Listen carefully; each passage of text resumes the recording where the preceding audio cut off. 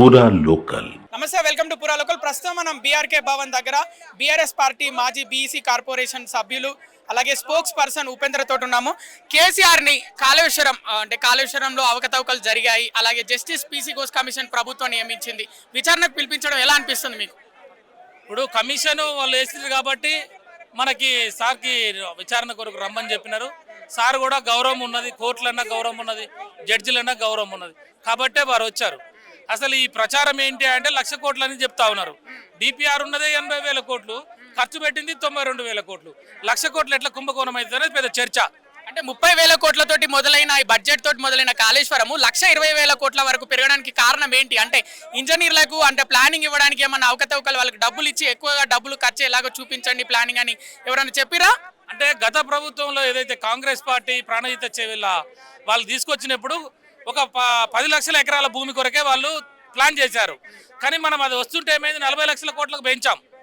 అట్లా మనము ఏదైతే ఇరిగేషన్ భూమిని పెంచినామో ఆ రకంగానే డిపిఆర్ కూడా పెరుగుతుంది. అదేవిధంగా రేట్లు కూడా పెరిగిపోయాయి, సిమెంట్ రేట్లు పెరిగిపోయినాయి, స్టీల్ రేట్లు పెరిగిపోయినాయి, అదేవిధంగా మరి వ్యక్తుల యొక్క కూలీ రేట్లు పెరిగిపోయినాయి, అన్నీ పెరుగుతున్నాయి కదా. అన్నీ పెరిగినప్పుడు డిపిఆర్ అవి కూడా పెరుగుతాయి. అది అర్థం చేసుకోవాలి. కానీ నువ్వు పాద లెక్కలే తీసి పెంచినారు కాదు కదా. ఇలా 40 లక్షల ఎకరాల భూమికి ఇలా సేద్యం చేయడానికి నీళ్ళు ఇచ్చినాం మనం. దాంతో ఏమైంది, ఇలా తెలంగాణ మొత్తంలో ఆ రోజు 4 లక్షలు 3 లక్షలు ఉండే ఎకరా భూమి ఇవాళ ఏమైంది 30 లక్షల రూపాయలు అయింది. అంటే భూముల రేట్లు 10 రెట్లు పెరిగినాయి కదా తెలంగాణలో ఉన్న భూమి అంతా కూడా. ఈ విషయం ఎవడు మాట్లాడతాడు? ఈ విషయం ఎవడు మాట్లాడాడు? ఎంతసేపు ఉన్నా ఆడ మైనస్ జరిగింది, మిస్అప్రాపరేషన్ జరిగింది, లేకపోతే ఇంకో రకంగా బదనాం చేయడానికే చూస్తారు. ఇవాళ ఒక యాదవ సోదరుడు ఉండు గ్రామంలో, అతనికి 4 ఎకరాల భూమి ఉన్నది. తెలంగాణ రావడానికి పూర్వం ఆయనకి 1,00,000 2 లక్షలు ఉండే ఎకరా భూమి. కాళేశ్వరం కట్టి రైతు బంధు, రైతు బీమా ఇవన్నీ ఇచ్చిన తర్వాత 24 గంటల కరెంట్ ఇచ్చిన తర్వాత 30 లక్షల ఎకరాలు అయింది. ఈ తమ్ముడు ఉన్నాడు, పోలీస్ కానిస్టేబుల్ జాబ్ రావాలి, ఈయన జాబ్ వచ్చి 30,000 జీతం వచ్చింది అనుకో, భార్య పిల్లలు చదివి ఎన్ని చిట్టు కట్టి ఎన్ని రోజులు సంపాదిస్తాడా 50 లక్షలు. అదే వీళ్ళ తల్లిదండ్రులు 4 ఎకరాల భూమి ఉందనుకో, ఏమైంది అలా 4 నెలల 16,60,00,000 రూపాయల ఆస్తిపరుడు అయింది ఆయన. ఇది చెప్పట్లే ఎవడు. ఆ రోజు ఉద్యోగం రాలేదని చెప్పి ఉద్యోగస్తులు రెచ్చగొట్టారు. ఇవాళ ఉద్యోగాలు ఇచ్చిండు, వాళ్ళకి 2 లక్షల జాబ్ క్యాలెండర్ అన్నాడు, ఇచ్చిండా? ఇయ్యలే. అంటే నేను ఏమంటున్నా, కాళేశ్వరం ప్రాజెక్టు ద్వారా ఏం జరిగిందంటే ప్రతి ఒక్కరి ఇళ్లలో డబ్బులు వచ్చాయి, ప్రతి ఒక్కరికి కూడా భూముల రేట్లు పెరిగిపోయినాయి. అట్లాంటి నాయకుడిని తీసుకొచ్చి ఈరోజు కమిషన్ పేరుతో పెడితే నేనేమంటున్నా, ఇంకో మాట కూడా చెప్తున్నా, 250 కమిషన్లు పెట్టారు ఈ దేశంలో. వాళ్ళు ఇచ్చిన రిపోర్ట్ తోటి ఏం కాదు, ఒకళ్ళని అరెస్ట్ చేయరు, ఒక రికవరీ కాదు, ఒక వీడు ఏమైనా రిపోర్ట్ రాసి ఇచ్చిపోతాడు ఆయన. ఆ రిపోర్ట్ మీద వాళ్ళు ఏం చేస్తారో చూద్దాం. అంటే అప్పుడు మంత్రులుగా ఉన్న ఆర్థిక మంత్రి ఈటల రాజేందర్, అలాగే భారీ నీటిపారుదల శాఖ మంత్రి హరీష్ రావు మీడియా ముందుకు వచ్చి, అంటే ముఖ్యంగా ఇంజనీర్ల ప్లానింగ్ ప్రకారమే ఆ బడ్జెట్ అదంతా మీకు కేటాయించడం జరిగింది, దాని ప్రకారం అని వాళ్ళ మీద వేసే ప్రయత్నం చేశారా? మరి ఏంటి? వాళ్ళ మీద వేయటం కాదు, అంటే ఒక సిస్టమ్ ఉంటుంది దానికి. ఇప్పుడు క్యాబినెట్ ఉంది, క్యాబినెట్ ఆమోదం జరిగింది, క్యాబినెట్ ఆమోదం తర్వాత అదే ఫైనల్గా, దానికి మించింది ఏం లేదు. క్యాబినెట్ నిర్ణయం మేరకు అక్కడ ఇంజనీర్లు ఇచ్చిన దాని మేరకు గతంలో దాన్ని ఫాలోఅప్ చేస్తున్నటువంటి, అంటే ఇప్పుడు 7 లింకులు ఏమి ఉంటే 6 లింకులు అవే ఉన్నాయి. ఒక లింకే మనం మేడిగడ్డని కొత్తగా తీసుకున్నాం. మేడిగడ్డను ఎందుకు తీసుకోవాల్సి వచ్చిందంటే, మనము ఈ ప్రాణహితలో 24 గంటలు నీళ్లు ఉంటాయి, 360 రోజులు నీళ్లు ఉంటాయి. ఆ నీళ్ళని కనుక ఇస్తే మనం తెలంగాణలో ఎక్కువ భూమిని, అంటే 40 లక్షల ఎకరాల భూమికి నీళ్ళు ఇవ్వాలంటే సంజీవినిగా ఉన్నటువంటి ప్రాణహితని కల్పనీకి మేడిగడ్డని జరిపాం. అంతేగాని ఇంకా వేరే రకంగా ఏం లేదు అందులో. ఇప్పుడు ప్రస్తుతం కాంగ్రెస్ క్యాబినెట్ లో ఉన్న మంత్రులు అప్పుడు బీఆర్ఎస్ క్యాబినెట్ లో కూడా ఉన్నారు, అంటే వాళ్ళ క్యాబినెట్ ఆమోదం తెలుపుతున్నాయి కదా కాళేశ్వరానికి. మరి దానిపైన మీ అభిప్రాయం ఏంటి? మరి వీళ్ళేం మాట్లాడట్లేదు. ఇప్పుడు నేనేమంటున్నా, ఏ ఎండక గొడుగు పట్టే నాయకులు వాళ్ళు. అక్కడ ఉన్నప్పుడు అక్కడ మాట మాట్లాడతారు, ఇక్కడ ఉన్నప్పుడు ఇక్కడ మాట మాట్లాడతారు. వాళ్ళకి కావాల్సింది పదవులు కావాలి, పదవులు వస్తే పెదవులు మూసుకుంటారు. వాళ్ళకి కావాల్సింది ప్రయోజనాలు కాదు. ఇలా ఎకరాల భూమి ఉన్నది తమ్మి, ఈ ఎకరాల భూమి ఎండిపోయి ఉన్నదిగా. ఇప్పుడు మనందరం కళ్ళతోటి చూసినాం కదా. ఇది తెలంగాణ అంటే నెర్రలు బారిన భూమి, ఆకలి చావులు, ఆత్మహత్యలు, బూటకపు ఎన్కౌంటర్లు, అన్నమో రామచంద్రాన్ని బొగ్గుబాయి ముంబై దుబాయ్కి పోయిన మన బతుకులు, భార్యలను కొత్త పెళ్లిళ్ళు చేసుకొని 6 నెలల సంవత్సరం కూడా భార్యను వదిలిపెట్టి పోయిన బతుకులు ఉన్నాయి. ఈడ మన పాలమూరు రంగారెడ్డి జిల్లా బతుకులు మొత్తం కూడా వలసలు పోయి ప్రపంచంలో ఏ మూలకు పోయినా గుంట దొమ్మటోడు ఎవడంటే పాలమూరోడు అని చెప్పినారు. నల్లగొండల ఫ్లోరైడ్ తోటి నడ్డి విరిగిపోయి ఇలా మొఖాలు వంకిపోయి వెన్నుపూసలు ఉంగరపోయి ఇలా ఎంత లక్షలాది మంది బిడ్డలు చచ్చిపోయినారు కదా తమ్మి. మరి ఇది కాదు తెలంగాణ బతుకు. ఆ బతుకుని బాగు చేసిన వాడు కేసీఆర్. అలాంటి నాయకుని పట్టుకొని ఈరోజు కమిషన్ పేరుతో రోడ్డు మీద నిలబడితే నీకు వచ్చేది ఏం లేదు, నువ్వేం చేయలేవు. మళ్ళీ కూడా చెప్తున్నా నేను. అంటే ఇప్పుడు కమిషన్ వల్ల ఏం జరుగుతుంది? కేసులు బుక్ కావు, అరెస్ట్ గారు, మరి ఎందుకు ఈ కమిషన్లు అన్ని దేనికి? కమిషన్ పేరుతోటి కాలయాపన చేయాలి, బురద చెల్లాలి. నేను హైకోర్టు అడ్వకేట్ని, సుప్రీంకోర్టు వరకు చూసాను. నేను అనేక కమిషన్లు, నేను కూడా కమిషన్లో పనిచేసిన, నాకు తెలుసు కదా ఈ వ్యవహారం అంతా. ఇదంతా కూడా కాలయాపన, బురద చెల్లాలి. కాలయాపన దేనికి? ఇదే వాడు 420 హామీలు ఇచ్చిండు కదా, అవి గుర్తొస్తాయిగా నీకు. ఈ పిల్లగాడు ఉండారా ఉద్యోగాలు ఇస్తున్నా ఇంటివి, వీడికి రైతు బంధు ఇస్తా అంటివి, వీడికి రైతు బంధు చెప్పా. ఇక వీడు కేసీఆర్ తీసుకొచ్చి దొంగతనం చేసిండని ఈ బాకా ఆంధ్ర మీడియా మొత్తం ఊతా ఉంటది పొద్దున్న దాకా. తెలంగాణ మీడియా ఉంది, ఆంధ్ర మీడియా ఉంది. ఆంధ్ర మీడియా ఇవన్నీ ఒక్కటే తెలంగాణ, టీ ఛానల్ ఒక్కటే తెలంగాణది. మిగతా మొత్తం ఆంధ్రోడికే వాళ్ళకి అమ్ముడు పోయారు ఆల్రెడీ. అంటే ప్రభుత్వానికి, అంటే కేసీఆర్కి ఎగరెచ్చుగా ప్రచారం చేయాలని. ఇక వాళ్ళు ఏం చేయాలంటే కేసీఆర్ దొంగతనం చేసిండు, హరీష్ రావు పైసలు తిన్నాడు, కేటీఆర్ ఈ ఫార్ములా, ఆ కవితక్క ఇవన్నీ ఏంటి లంగా వేసాలు. నేను మళ్ళీ అడుగుతున్నాను, నేను అడ్వకేట్, నేను నీ దగ్గర సిట్ ఉన్నది, నీ దగ్గర సిఐడి ఉంది, నీ దగ్గర పోలీసు ఉన్నది, నీ దగ్గర ముఖ్యమంత్రి, నువ్వు మీరందరూ కలిసి ఏం బిగుతున్నారు అంటున్నా. తెలుసట్లేదు ఇన్ని రోజుల నుంచి. అంటే అక్కడ ఏం జరగలేదు, అక్కడేం తప్పు లేదు, అక్కడేం అవినీతి లేదు అంటే ఇస్తుంటే వాళ్ళని పెట్టుకొని, ఈ మీడియాను పట్టుకొని ఒక కమిషన్ ఏర్పాటు చేసి కేసీఆర్ రా, కేటీఆర్ రా, వాళ్ళరా వీళ్ళరా అని పిలిచి జనాల్ని మొత్తం గాబరా గందరం. ఇవాళ తెలంగాణ మొత్తం టీవీ చూస్తారు. వీడి ఉద్యోగం సంగతి మర్చిపోయా, వాడు రైతు బీమా మర్చిపోయా, ఈ యొక్క తులం బంగారం మర్చిపోయా. చెప్తున్నా తమ్మి, ఇది గాలి గత్తర చేయటము. ఇది ఇప్పుడు ఈ కాంగ్రెస్ ప్రభుత్వం చేయాల్సిన కార్యక్రమాలు ఇవే. 18 నెలలు కాలం గడిపిండు వాడు. ఇక వాని నుంచి ఏం కాదు. ఇవాళ మొత్తం కూడా గుతుపలు పట్టుకున్నారు. తెలంగాణలో మొత్తం కారం మిరియాలు నూరుతున్నారు.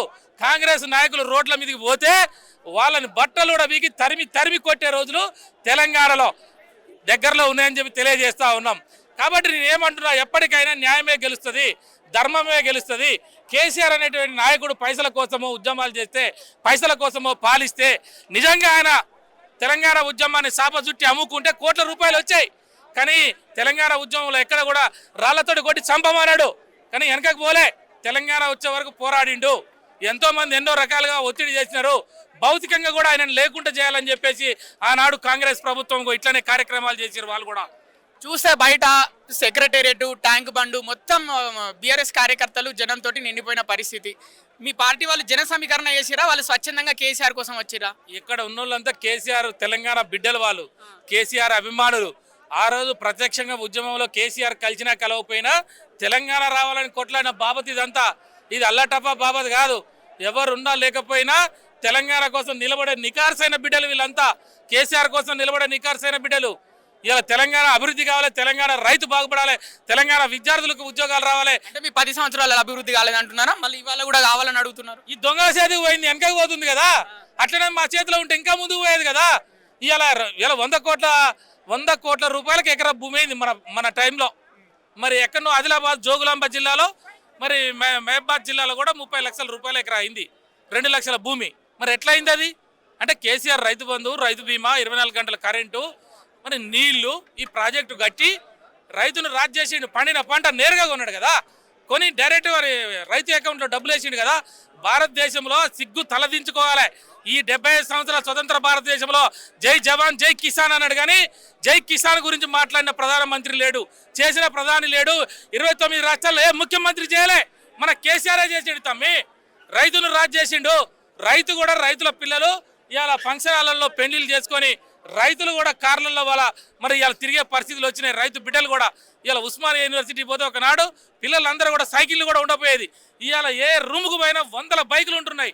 అంటే వ్యవసాయం పెరిగిపోయింది, తల్లిదండ్రుల కాడ ఆర్థిక పరిస్థితి పరిపుష్టి అయింది. గ్రామీణ ఆర్థిక వ్యవస్థ పరిపుష్టి కావడం వల్లనే, ఆ డబ్బులందరూ పోగు కావడం వల్లనే అన్ని వర్గాల ప్రజలు, అన్ని కులాల ప్రజలు మంచిగా బతికినారు. ఇవాళ తెలంగాణ మీద వీడు గుండేస్తున్నాడు. కేసీఆర్ని బదనం చేయడం అంటే, కాళేశ్వరాన్ని చంపడం అంటే తెలంగాణ మీద గుండేయటమే. మళ్ళీ తెలంగాణ తిరోగమనమే, తెలంగాణను వెనకకి తీసుకుపోవడమే. ఈ కాంగ్రెస్ ప్రభుత్వం దద్దమ్మల ప్రభుత్వం, చేతగాని ప్రభుత్వం, తెలివిలేని ప్రభుత్వం, ఒక్కడికి కూడా దిమాక్ లేదు. ఒక విషయం చెప్పండి, అంటే మీరు బీఆర్ఎస్ లీగల్ సెల్, అట్లనే బీసీ కార్పొరేషన్ మెంబరు, మీరు మాజీ బీసీ కమిషన్ మెంబరు. ఇప్పుడు హరీష్ రావు గారు మీడియాకు అడ్రస్ ఇచ్చారు, విచారణ తర్వాత ఈటల మీడియాకి అడ్రస్ ఇచ్చారు, కేసీఆర్ మీడియాకి అడ్రస్ ఇస్తారా విచారణ తర్వాత? వాస్తవానికి ఏంటంటే కమిషన్కి ఇచ్చింది మళ్ళీ బయట చెప్పకూడదు ఎవరైనా. హరీష్ అన్న కూడా పొలిటికల్ స్టేట్మెంట్స్ ఏమి ఇవ్వలే. ఆయన ఏం ప్రశ్నలు అడిగి నేను ఏం సమాధానం చెప్పిండు. ఇప్పుడు కేసీఆర్ మాట్లాడిగా నేను చెప్తున్నా కదా, ఇప్పుడు కేసీఆర్ అసలు మీడియాకి మాట్లాడి అడ్రస్ చేయడు, డైరెక్ట్ వెళ్ళిపోతాడు. ఆయన వస్తాడు వెళ్ళిపోతాడు, అంతవరకే. ఆయన ఎక్కడ మాట్లాడాలి, ఎంతసేపు మాట్లాడాలి, టైమింగ్ ఉన్న వ్యక్తి అంటే నాయకుడు అంటే కేసీఆర్. ఈ దేశంలో ఏడ మాట్లాడాలో తెలుసు, ఎంతసేపు మాట్లాడాలో తెలుసు, ఏం మాట్లాడాలో తెలుసు. మళ్ళీ కూడా చెప్తున్నా, గోషు ఈ దెబ్బకి కుర్చీల నుంచి లేచి శబాష్ కేసీఆర్ అన్న పోతే చూడు, మీసం గురిగించుకుంటా నేను. ఇంకో మాట కూడా చెప్తున్నా నేను, ఇదే గోషు సుప్రీంకోర్టు జస్టిస్ ఆయన. ఈయన పోయి ప్రధానమంత్రిని కలుస్తాడు వెంటనే. ఎందుకు కలుస్తాడు? అరే ఇలా పాకిస్తాన్కి ఇండియాకి గొడవ వచ్చింది, గొడవ వచ్చినాక ఏమైంది తమ్మి, మన వాళ్ళని చంపిరు. వాళ్ళు చంపితే మనవాడు తీసుకున్న నిర్ణయం ఏంటి? ఆ సింధు జలాలు ఆపిండు. సింధు జలాలు ఆపిండు కానీ ఆ నీళ్ళు ఏం చేయాలో తెలియదు వీడికి. నీళ్ళని ఆపినాం అనుకో హైదరాబాద్ మునిగిపోద్ది. కాబట్టి ఆ నీళ్ళని ఏం చేయాలి, ఎట్లా చేయాలనేది కాళేశ్వరాన్ని చూసి నేర్చుకోమని చెప్తాడు గోషు. ప్రధానమంత్రి చెప్తాడు, నేను చెప్తున్నా ఈ మాట. ఇవాళ పోయి అదే చేస్తాడు. ఇవాళ గోష్ కమిషన్ అయిపోయింది. అంటే దీని వెనకాల మోడీ ఉన్నాడు అనుకుంటున్నారా మీరు? మోడీ ఉన్నాడా లేడా అనే దానికన్నా ఇలా కాంగ్రెస్ ప్రభుత్వం వేసింది కమిషను. నేనేం చెప్తున్నా అంటే కేసీఆర్ కమిషన్ ఈ భారతదేశంలో రాబోతుంది. ఎందుకు రాబోతుందంటే ఈ దేశంలో ఎన్ని టీఎంసీల నీళ్లు ఉన్నాయి, జాగ్రత్త వింతమ్మి, ఎన్ని టీఎంసీల నీళ్లు ఉన్నాయి దేశంలో. ఈ భారతదేశంలో 75 సంవత్సరాల స్వతంత్ర భారతదేశంలో కాంగ్రెస్ బీజేపీ పాలిస్తే ఆ నీళ్ళని ఎంతవరకు ఈ భారతదేశ పల్లెల్లో పాలించారు. ఇవాళ ఈ దేశంలో రైతులు చచ్చిపోతున్నారు, ఇంకా రైతులు ఆత్మహత్యలు, ఆకలి చావులు జరుగుతున్నాయంటే మోడీ ప్రాజెక్టులు ఏం కట్టట్లేదా? కట్టలేగా. ఇవాళ ఒక్క ఎకరానికి కూడా నీళ్ళు ఇవ్వాలి ఆయన. ఇవాళ మనం ఇచ్చాం 40 లక్షల ఎకరాల భూమికి. అందుకే నేను ఏమంటున్నా, కేసీఆర్ కమిషన్ వేస్తే ఎన్ని నీళ్ళు ఉన్నాయి దేశంలో, ఎంత భూమి ఉన్నది, ఎంత భూమి సేద్యంలోకి వస్తుంది, ఇవన్నీ కూడా కేసీఆర్ భారతదేశ ప్రధానమంత్రి రిపోర్ట్ ఇస్తాడు. వాళ్ళకి నిజంగా తెలివితేటలు ఉంటే కాళేశ్వరం డ్యామ్ను వచ్చి చూసి ఇక్కడ జరిగిన డెవలప్మెంట్ చూసి ఇదే రూపం మాకు కావాలి, ఇదే ఏ రకంగా కాళేశ్వరం నీళ్లు తెలంగాణకు ఉపయోగపడ్డాయో సింధు జలాలు భారతదేశంలో ఉపయోగపడాలంటే కేసీఆర్ నాయకత్వమే కావాలని చెప్పేసి ఇవాళ తేల్చబోతున్నది ఈ దేశము. ఇవాళ మొత్తం కూడా మీడియా, నేషనల్ మీడియా అంతా చూస్తున్నది ఇటువైపు. ఇలా కేసీఆర్ అంటే ఏమనుకుంటారు? సరే, మరి ఈ కమిషన్ ఇప్పుడు ఈ విచారణ తర్వాత స్థానిక సంస్థల ఎన్నికలకు సంబంధించి నోటిఫికేషన్ అవన్నీ మరి ఒకవేళ ఉంటే మరి పరిస్థితి ఏంటి? అంటే ఏమన్నా దెబ్బ పడే అవకాశం ఉందా మీకు? అంటే స్థానిక సంస్థల ఎన్నికలు, ఎందుకంటే విచారణకు హాజరయ్యారు మీ మాజీ మంత్రి, మాజీ ముఖ్యమంత్రి. ఇలా ఊర్లలో ఎట్లుంది తెలుసా తమ్మి, అయ్యో రామా నెత్తి కొట్టుకుంటారు వాళ్ళు. ఎందుకంటే వీడు ఏం చెప్పిండు, రెడ్ల రాజ్యం అని చెప్పిండు. రావుల రాజ్యం పోవాలి, రెడ్ల రాజ్యం రావాలి, రెడ్లు అంటే రూలర్స్, దొరలు, పటేళ్ళు, మన చేతుల్లో భూములు ఉన్నాయి, మనమే ఎక్కుడు కాలం పీకుడు కాలం అని చెప్పిండు. వీడు చెప్పేసరికి పాపం ఊర్లో ఉన్న రైతాంగ సోదరులు, నిష్కల్మషమైన సోదరులు అండి, అన్నం తినే ఒక రెడ్డి 1 గంటకు అన్నం తింటున్నా అనుకో, ఆయన దర్వాజా బయటకు వచ్చి చూస్తాడు అటు ఇటు. ఎందుకంటే ఎవడో నున్నడో ఏమో, ఆఖరి కుక్కన ఉన్నదేమో, తిన్నదో తినలేదో దానికి పెట్టినాకనే తింటారు మా వాళ్ళు రెడ్లు, తెలంగాణ రెడ్లు. అసొంటి రెడ్లని వీడు రెడ్డి రాజ్యం అని చెప్పి ట్రాపులు వేసి ఇంట్లో సీట్లో కూర్చున్న తర్వాత రైతు బంధు వీకేసిండు, రైతు బీమా వీకేసిండు, కరెంటు పోయింది, మద్దతు ధర లేదు, కొనట్లేదు. ఇలా మొత్తం రైతులు కూడా గుండాకి చచ్చిపోతున్నారు. నా తెలంగాణలో రెడ్లు అంటేనే రైతులు మేజర్, వాళ్ళ దగ్గరనే భూములు ఉంటాయి. సమాజానికి అన్నం పెట్టేవాళ్ళు, సమాజాన్ని నడిపించే వాళ్ళు, మంచి చెడు చూసుకుంటే వాళ్ళు. ఈయన మాటలు విన్న తర్వాత జానారెడ్డి లేడు, జగ్గారెడ్డి లేడు, ఎల్లారెడ్డి లేడు, పుల్లారెడ్డి లేడు, నేనే పెద్ద రెడ్డిని అని చెప్పిండు. ఇలా రెడ్లను నడ్డి విరిచండి తమ్మి, రెడ్ల రెక్కలు విరిచండి. అలా ఆ తినే తిండి వాళ్ళు అన్నంలో మట్టి పోసుకున్నామని ఏడుస్తున్నారు ఊర్లలో ఉన్న రైతాంగం. ఇలా అందుకే నువ్వు అన్నావు ఎలక్షన్ అని, ఏ ఎలక్షన్ రాని వీని నడ్డి విరుస్తారు. ఇప్పుడు వీని రెక్కలు, కాంగ్రెస్ పార్టీ రెక్కలు విరిచడానికి. స్థానిక సంస్థల్లో విజయదుంది మేము మోగిస్తారా మీరు? బ్రహ్మాండంగా. అయ్యో కేసీఆర్ని పోగొట్టుకున్నామే, ఎంత తప్పు చేసినామని చెప్పి వాళ్ళంతా కూడా ఏడుస్తున్నారు ఊర్లలో. ఇవాళ ఏ ఎలక్షన్ రాని, ఇప్పుడు ఏ ఎలక్షన్ రాని ఇలా బీఆర్ఎస్కు కారు గుర్తుకు ఎప్పుడు ఓట్లేయాలని జనం అనుకుంటారు. చేసిన తప్పు తెలుసుకున్నారు కాబట్టి ఇలా ఇంత జనం వచ్చిర్రు. ఇలా ఎవరిని కూడా ఒక్కరిని కూడా రమ్మని చెప్పలే. ఇలా కేసీఆర్ని పిలుస్తున్నాడట, వాడేదో ఇబ్బంది పెడుతున్నాడట, ఏదో కమిషన్ అట అని అంటే ఎవరికి వాళ్ళే సద్దులు కట్టుకొని ఊర్ల నుంచి, నిజామాబాద్ నుంచి, మేబాద్ నుంచి, అక్కడ జోగులాంబ జిల్లా నుంచి, ఆర్మూరు నుంచి, ఇక్కడ సూర్యాపేట, నల్గొండ జిల్లా, కోటపాడు, ఆత్మకూరు, ఆ ఊర్లకు మొత్తం కూడా నీళ్ళు ఇచ్చేది తమ్మి ఎస్ఆర్ఎస్పి 2వ కాలువ ద్వారా. ఎవడేలా మాకు శ్రీరామ్ సాగర్ కాలువ రావాలని చెప్పి మాకు ఉద్యమాలు నడిచాయి. మూసి నీళ్ళు, మురికి నీళ్ళు వద్దు, మంచి నీళ్ళు కావాలి. సూర్యాపేటలో తమ్మి హైదరాబాద్ మురికి నీళ్ళు ఉన్నాయా? ఈ మూసి నీళ్ళు ఉన్నాయి కదా, ఈ హుస్సేన్ సాగర్ నీళ్లు, ఇవన్నీ కూడా తాగనీకి ఇచ్చేటోళ్ళు ఆ కాలంలో. కేసీఆర్ మిషన్ భగీరథ ద్వారా స్వచ్ఛమైన నీళ్లు సూర్యాపేటకి ఇచ్చిండు. వాళ్ళందరూ కూడా ఇలా సర్ది కట్టుకొని వచ్చిర్రు. ఇది కదా తెలంగాణ సమాజం, తెలంగాణ బతుకు. ఇలా మొత్తం ఆగం పట్టించిండండి.